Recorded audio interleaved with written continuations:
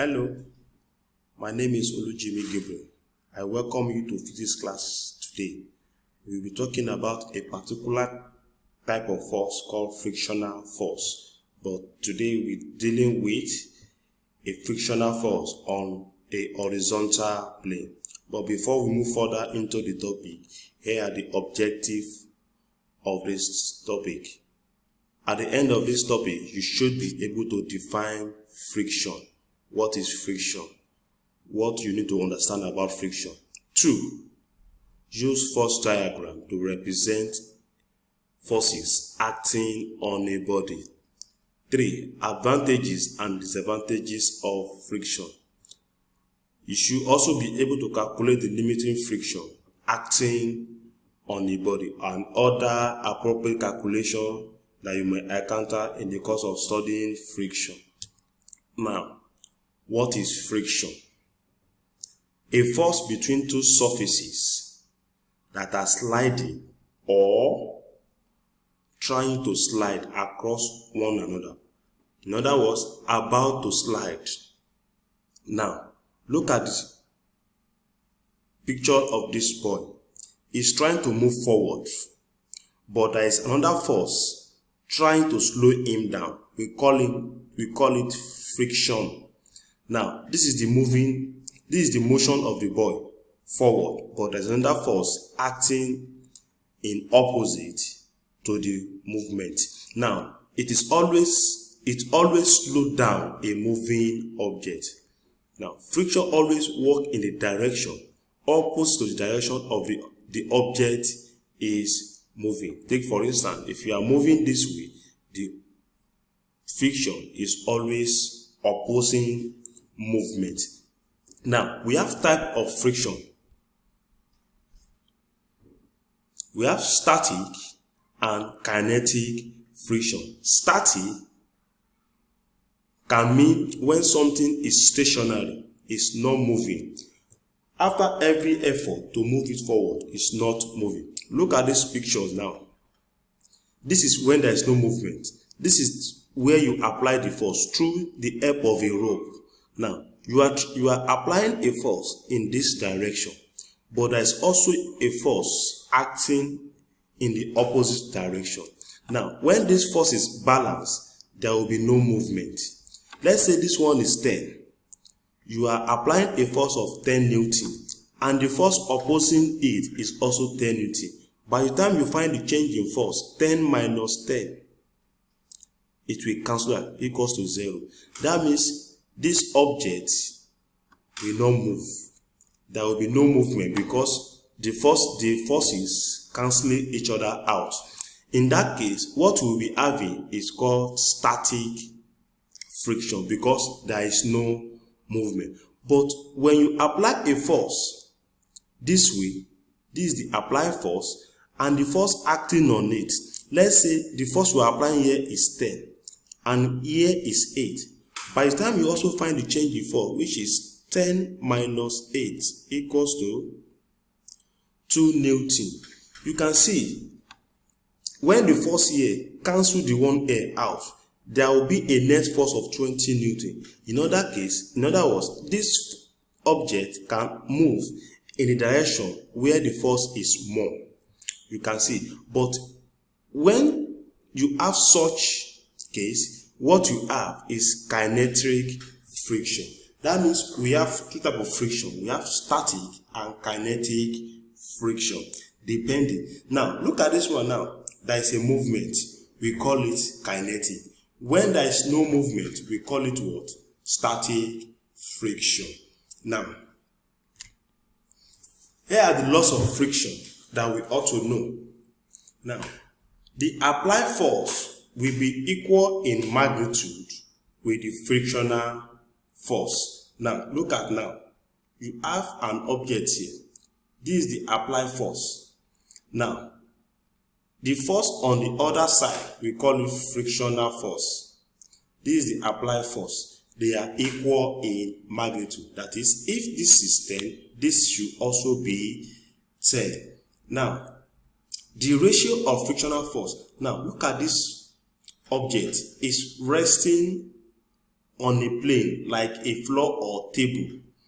Now, the weight of this object is resting on this surface. Now, this surface will exert a force equal to the weight of this object. Now, let's say the weight is W. We call this one will now exert a force we call reaction force, R. In some textbook, they use N, capital N, but we are using N as the unit for force, which is Newton. Now, the normal reaction is equals to the weight of the object. Now, this brings us to the third force, the third law, which says the force of friction is independent on the roughness, of the surface, but independent on the area of contact. It doesn't matter if a large surface of the mass is in contact with the surface, but it only depends on the roughness. In as much as the surface is rough, frictional force will set in.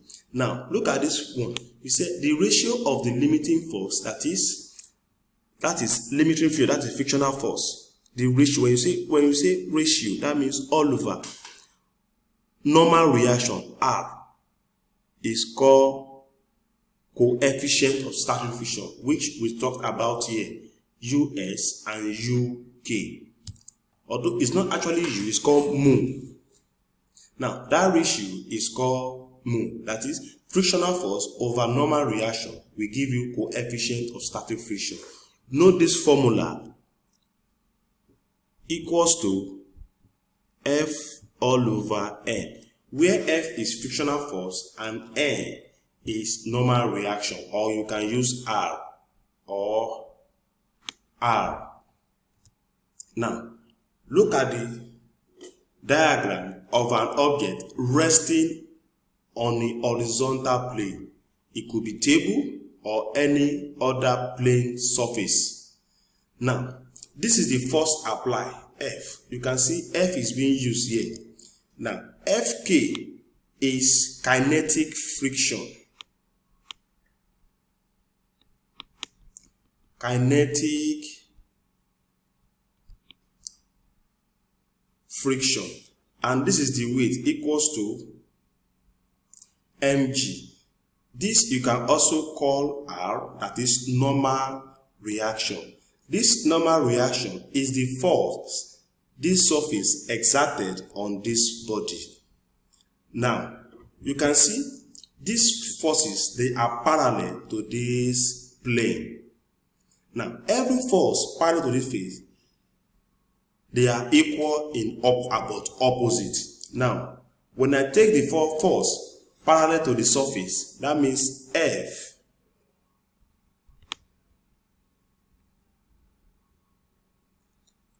equals to Fk. Now, if I take those that are perpendicular or they are in the vertical, I will say R equals to W. Definitely R can be equals to mg because W equals to mg here. Now, when you want to do any calculation on friction, we must be specific if you are using horizontal or vertical. Now, from our formula, we said U equals to F all over R. When you cross multiply, F equals to UR. That means our frictional force equals to UR, where U is coefficient of static friction and R is the normal reaction. You can use N. You can see there is N here. You just have to use R because we will still use N as the unit of force. Now, look at it here. You can use R. This is coefficient of static friction. F is called frictional force. In some textbooks, you have F subscript N. While here we have R.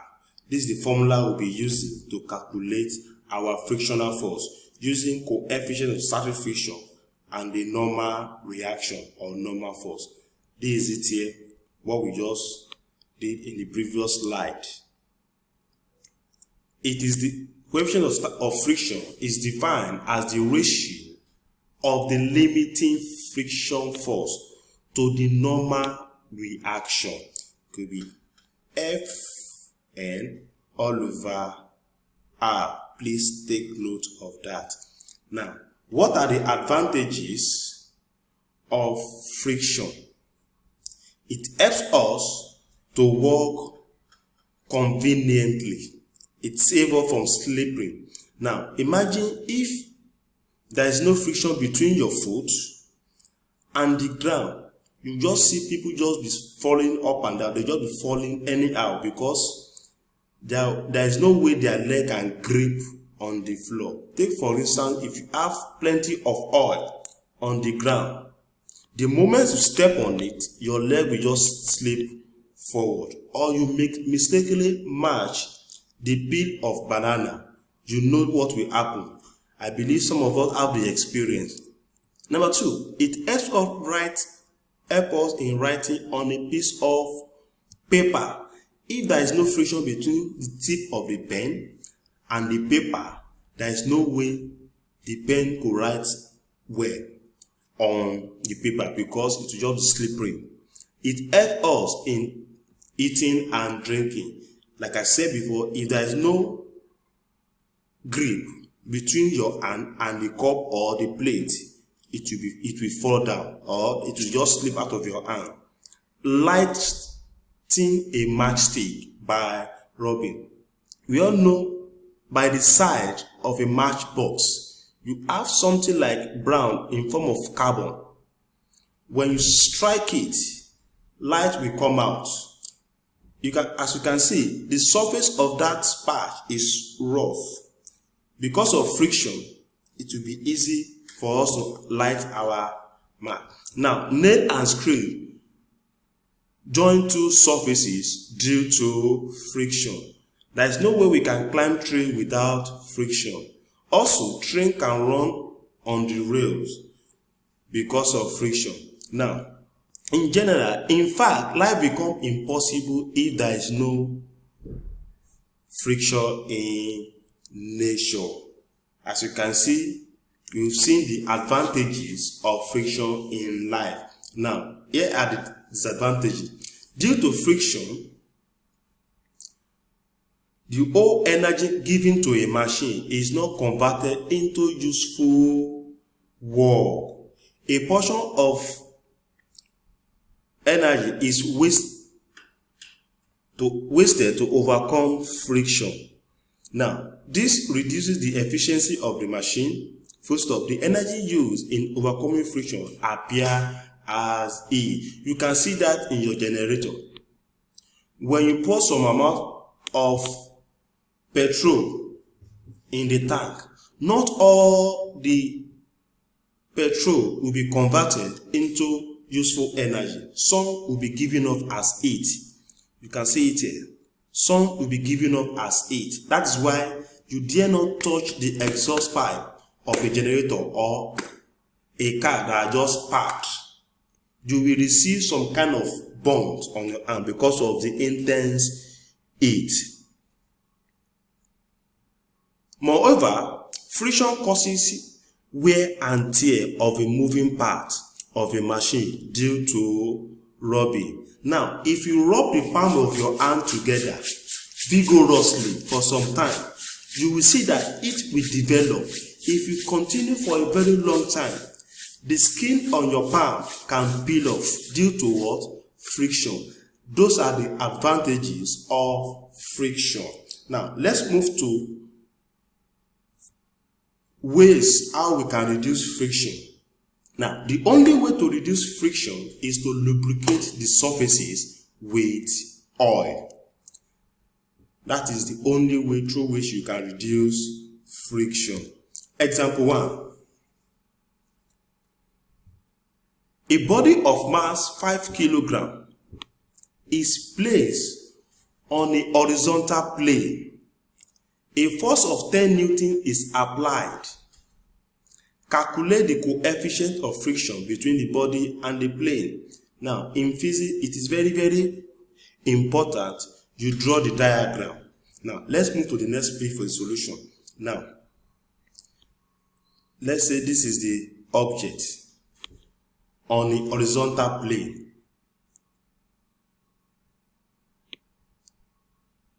The weight equals to mg, and a force of 10 Newton is applied. Now, this is the applied force.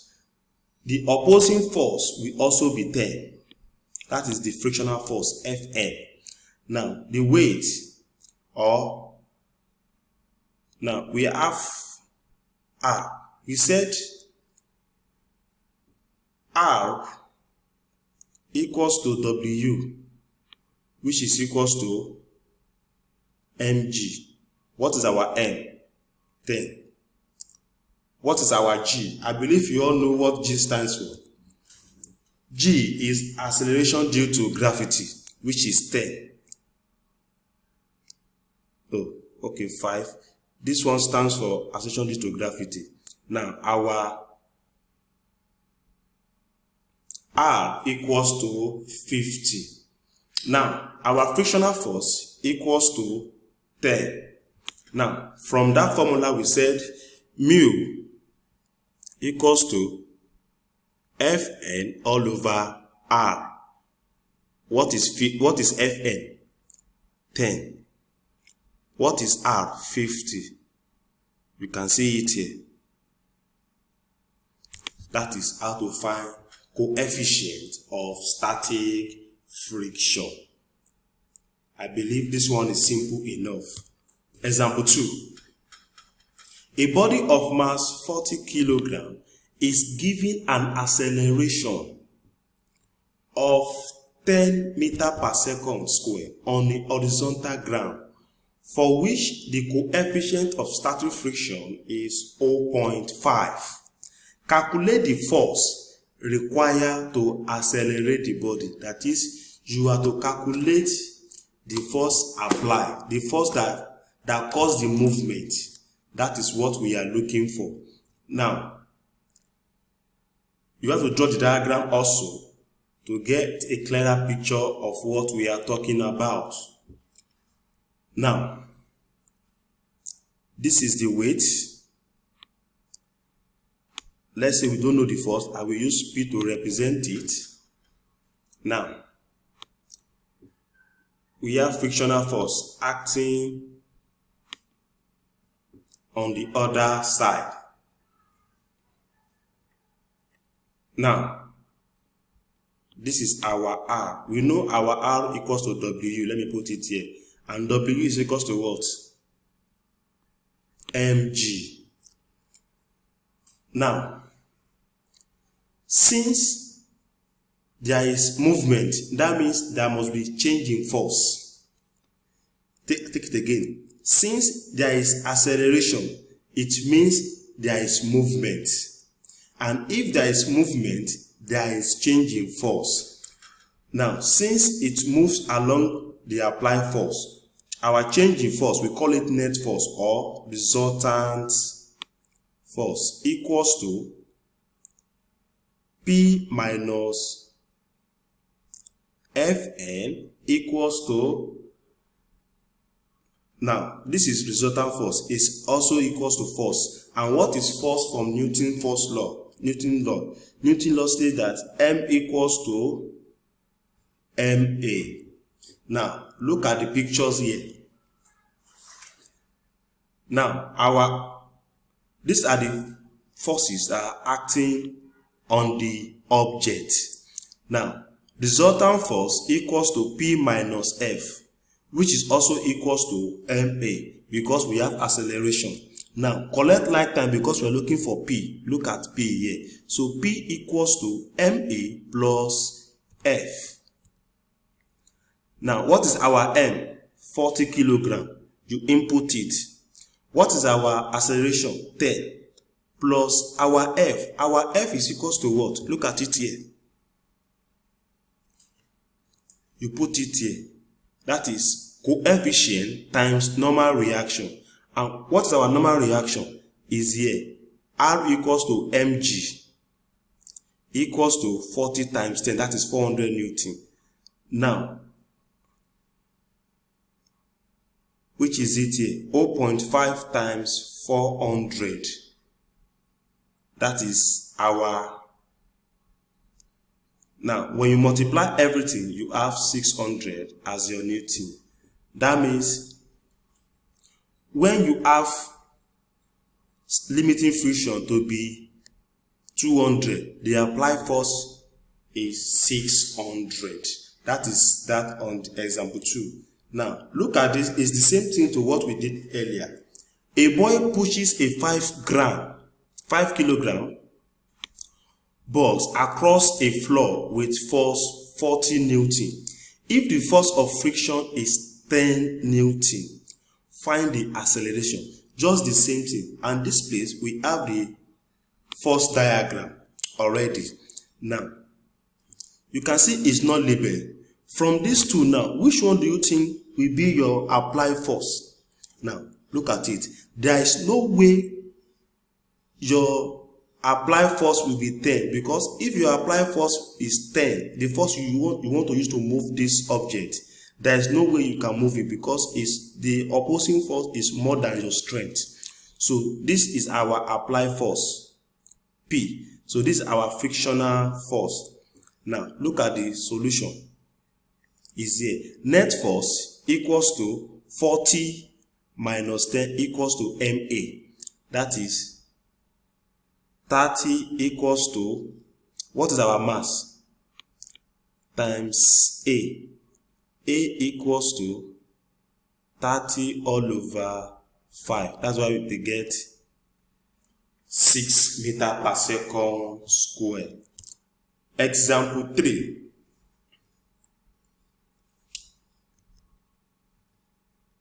A block of mass 20.0 kilogram is pushed on a horizontal plane and given an acceleration of 2.5 meters per second square. Just note your parameters. If the frictional force is 53 Newton, calculate the normal reaction, which can also be R, then the force that is required to give that acceleration. When you follow everything here, it's still the same thing to what I've been explaining before. Now, here is one for you to play with and as an assignment. After you are through with this, I beg you to always consult your textbook for more questions to practice on. I have 2 questions here for you to practice, but I believe when you consult your textbook for more questions, you'll be able to understand friction very well and solve any other thing, any other question associated with it. On this note, I leave you with this. Thank you for your audience. Stay blessed and stay safe.